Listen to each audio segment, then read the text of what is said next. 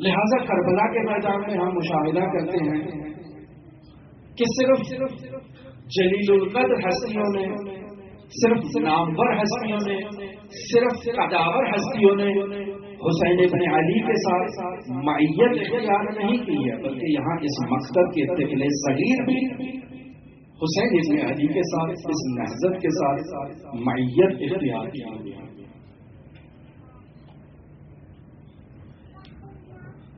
آج ایسے شہداء کا ذکر کرنا چاہتے ہیں کہ جن کا سن چھوٹا ہے لیکن حسین ابن علی کی محبت میں سرشار ہے۔ کل ذکر ہوا جناب مسلم ابن عقیل کا، تو آج 4 ایسے شہزادوں کا ذکر کرتے ہیں۔ 2 شہزادے مسلم ابن عقیل کے ہیں اور 2 شہزادے جناب عبداللہ کے۔ اگر عمر کے اعتبار سے، سن کے اعتبار سے دیکھا جائے تو تاریخی کتابوں نے کوئی ایسا دقیق سن بیان نہیں کیا، لیکن جو زیادہ سے زیادہ عمر بیان کی جاتی ہے 11 سال تک، 9 سال، 10 سال، 11 سال، اس طرح سے ان شہزادوں کی عمر ہے۔ نقل ہوتا ہے کہ جب 18,000 افراد نے، 25,000 افراد نے، 40,000 افراد نے مسلم ابن عقیل کی بیعت کر لی تو پورا کوفہ گویا کہ مسلم ابن عقیل کے ہاتھ میں آ گیا۔ لیکن جیسے ہی ابن زیاد کا خوف لوگوں پر طاری ہوا، لوگ اس بیعت سے منصرف ہو گئے۔ وہ مسجد جو مسلم ابن عقیل کی اقتداء میں نماز پڑھنے کے لیے کھچا کچ بھری ہوتی تھی، آج صرف 30 افراد آ رہے ہیں، اور جب نماز ختم ہوتی ہے تو مسلم کے پیچھے ایک بندہ بھی نہیں ہے۔ ایسے میں مسلم ابن عقیل اپنے شہزادوں کے ساتھ مسجد سے باہر نکلتے ہیں۔ کوئی ایسا دروازہ نہیں ہے جو مسلم ابن عقیل اور ان کے شہزادوں کے لیے کھلا ہو۔ اسی اثناء میں یہ 2 شہزادے اپنے والد بزرگوار سے جدا ہو جاتے ہیں۔ کوفے کی گلیوں میں ادھر ادھر پناہ گاہ تلاش کر رہے ہیں کہ کہیں تو مسلم کے بچوں کو امان مل جائے، کہیں تو کوئی ایسی جگہ مل جائے جہاں محمد و ابراہیم جا کر قیام کر سکیں، کوئی ایسی جگہ نہیں ملتی ہے۔ تو یہ دونوں شہزادے فرات کے قریب ایک کھجور کے درخت پر پناہ لیتے ہیں۔ صبح ایک مومنہ آتی ہے، پانی کے اندر ان 2 شہزادوں کا عکس دیکھتی ہے، ان کی نورانیت کی طرف متوجہ ہوتی ہے، ان سے سوال کرتی ہے کہ آپ کون ہیں؟ پہلے تو کتراتے ہیں کہ کوفہ اب وہ کوفہ نہیں رہا کہ جہاں لوگوں نے مسلم کی بیعت کی تھی، اب کوفے کے مزاج تبدیل ہو چکے ہیں، اپنا تعارف کروانے سے کتراتے ہیں۔ لیکن جب یہ خاتون اپنے مؤمنہ ہونے کی طرف اشارہ کرتی ہے تو یہ بتاتے ہیں کہ ہم سفیر حسین مسلم ابن عقیل کے بیٹے ہیں، ہمارے پاس کوفہ میں کہیں رہنے کو جگہ نہیں ہے۔ تو یہ مؤمنہ کہتی ہے کہ میں آپ کے نانا کی میں مرید ہوں، میں عقیدت مند ہوں، آئیے میں آپ کو اپنے گھر جگہ دیتی ہوں، پناہ دیتی ہوں۔ اپنے گھر لے جاتی ہے خدمت کرنے کے لیے۔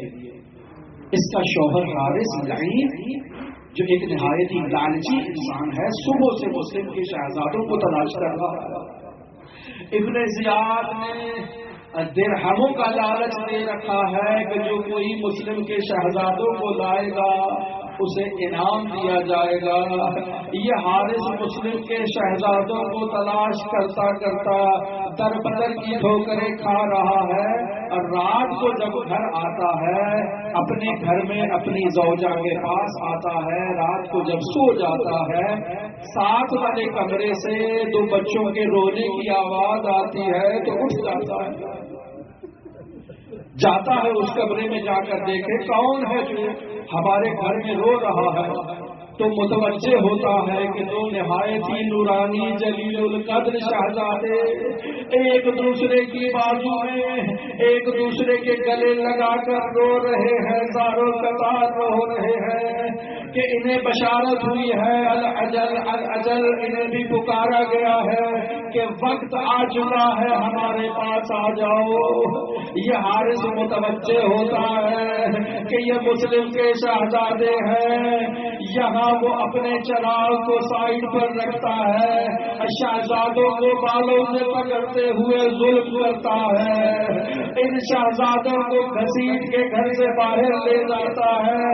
مومنہ روتی ہے، اللہ کا خوف کھاؤ اور ذریہ رسول ہے، لیکن اسے شرم نہیں آتی، اپنے بیٹے اور غلام کے ساتھ نہر فرات کے پاس شہزادوں کو لے جاتا ہے اور دونوں شہزادوں کو شہید کرنا چاہتا ہے اور دونوں شہزادے ایثار و فداکاری کا مظاہرہ کرتے ہیں اور چھوٹا کہتا ہے اب مجھے پہلے شہید کیا جائے، اب بڑا کہتا ہے میں اس سے بڑا ہوں مجھے پہلے مارو۔ یہ لعین دونوں شہزادوں کا احترام نہیں کرتا اور دونوں کے سرحائے مطہر کو بدن سے جدا کرتا ہے اور دونوں کے شہر سرحائے اقدس کو لے جاتا ہے ابن زیاد کے پاس انعام وصول کرنے کے لیے۔ یہ مسلم کے شہزادوں کی مصیبت ہے جو کوفہ میں واقعہ ہوئی، لیکن کربلا میں عبداللہ کے دو شہزادے اور محمد ہے جنہیں بابا نے زینب عالیہ کے ساتھ بھیجا تھا کہ میری طرف سے کربلا میں حسین پر قربان کر دینا، اور مستور اپنے شہزادوں کو اپنے جوانوں کو تیار کر رہی ہے حسین پر قربان ہونے کے لیے۔ یہاں زینب عالیہ بھی اپنے ان شہزادوں کو حسین ابن علی پر قربان کرنے کے لیے تیار کر رہی ہے، آمادہ کیا جاتا ہے، نصیحتیں کی جاتی ہیں کہ تم نے حسین ابن علی پر قربان ہونا ہے، اشد الفرات سے جا کر پانی نہیں پینا، ابھی اصغر پیاسے ہیں، ابھی حسین پیاسے ہیں، ابھی خیام میں پانی نہیں ہے۔ اس طرح سے دو شہزادوں کو تیار کیا جاتا ہے، لیکن شہزادے کہتے ہیں اماں جان جب بھی جاتے ہیں ماموں اجازت نہیں دیتے، ماموں کو معلوم نہیں، کہتے ہیں کہ عبداللہ پتہ نہیں راضی ہے یا نہیں کہ اس کے بچوں کو مقتل کی طرف بھیج دیا جائے۔ ثانی زہرا اور دونوں بچوں کے ہاتھوں کو تھام کر حسین کی بارگاہ میں ایسے آتی ہے کہ حسین متوجہ ہو جاتے ہیں کہ ایک وہ وقت بھی تھا جب اماں زہرا میرا اور بھائی حسن کا ہاتھ تھام کر اس لعین کے دربار میں گئی تھی، آج ثانی زہرا ایک خاص انداز میں اس طرف آ رہی ہے اور جو بھی مطالبہ ہو اسے رد نہیں کیا جا سکتا، فوراً اجازت دی جاتی ہے۔ دونوں شہزادے میدان کا انداز میں اترتے ہیں، ایک میمنہ کی طرف سے آتے ہیں، ایک میسرہ کی طرف سے آتے ہیں اور دونوں قلب لشکر کی طرف ہجوم آور ہوتے ہیں۔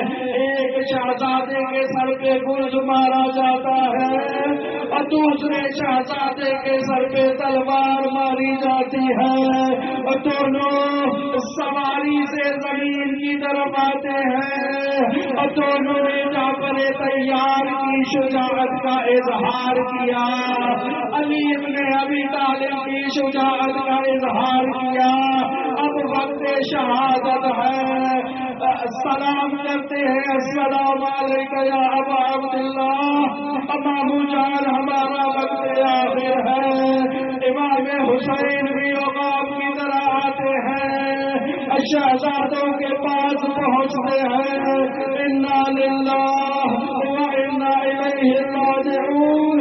زینب کے دونوں شہزادے شہید ہو چکے، خیام کی طرف لایا جاتا ہے. وہ زینب عالیہ جو ہر شہید پر سب سے پہلے پہنچتی تھی، اور وہ محمد کے کرسے کے لیے نہیں آئی کہ کہیں حسین کو یہ نہ ہو کہ زینب ان دو شہزادوں پر گریا کر رہی ہے. حسین کی ڈھارس بڑھانے کے لیے، حسین پر اثار و فداکاری کا اظہار کرنے کے لیے بہن آگے نہیں بڑھتی. عین اسی طرح جب شام کے اس زندانوں میں شہداء کے سرہائے مقدس دیے جاتے ہیں تو ان دو شہزادوں کا سر لینے والا کوئی نہیں. اب پوچھا جاتا ہے کیا ان کی ماں نہیں ہے؟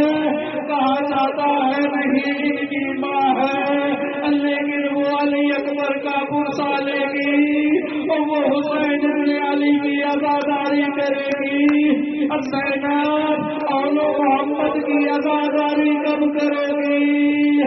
جب مدینہ میں عبداللہ بن جعفر طیار کو دیکھا، جب اس گھر میں جا کر اور محمد کی مسند کو دیکھا تو کہا محمد علی رحمت اللہ علی قوم الظالمین.